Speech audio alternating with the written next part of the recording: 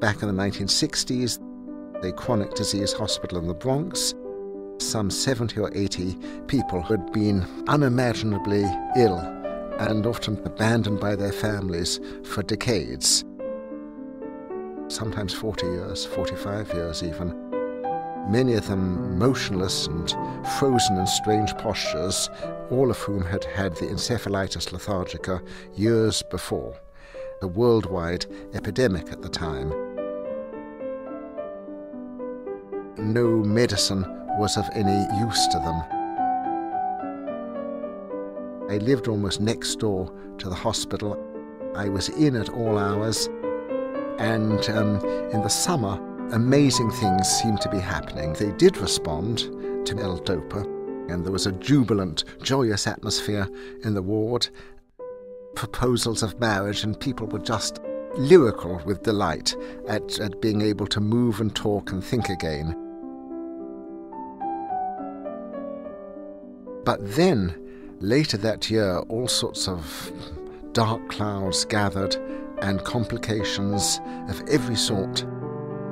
What had I done? I had taken them out of maybe a sort of passionless but tranquil non-being and thrown them into torment and turmoil. They'd lost so many years of their life, and one of the patients said to me, that stuff should be given its proper name, L-Dopa. I wanted to write about them, and in great detail, but I didn't know whether this would be proper or not. It was the patients themselves who said, tell our story, or it'll never be known. Give us a place, as it were, in the history of the world. I chronicle other people's lives. I want to tell the story of people who might seem alien and unfamiliar and impossible to feel for. I visited a Mennonite village in northern Canada where a fifth of the people have Tourette's syndrome. I went with a friend who himself has Tourette's and had much experience of being stigmatized and marginalized. When we got there, he was on his best behavior, and at one point he sort of suddenly made a loud noise and people jumped.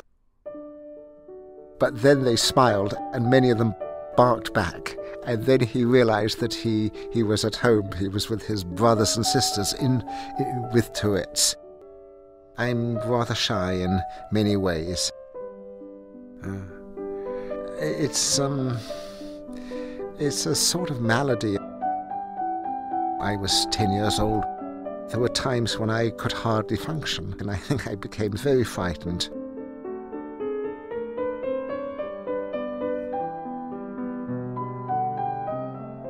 My brother was moving into a magical world. He started talking to himself.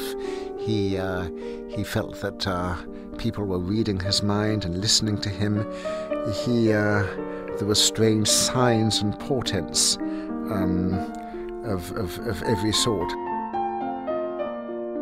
I know that sometimes when I talked with him, if I spoke to him about early years under these miles of schizophrenia, he was there, but he suffered terribly sometimes with terror from what De Quincey called the pressure on the heart of the incommunicable.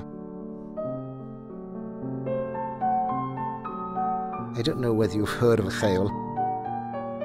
It's a village in Belgium which since the 13th century has housed and been a home to deeply disturbed people.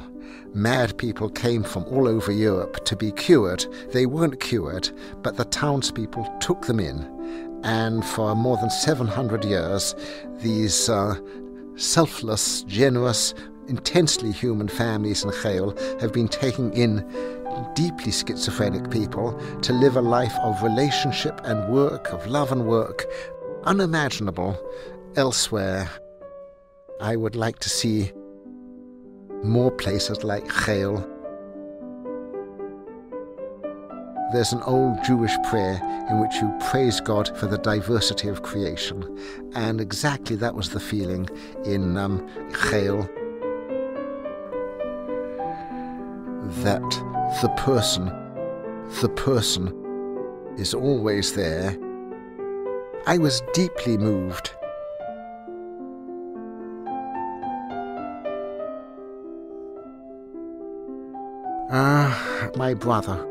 My brother, what he went through. Such a chaotic, capricious world.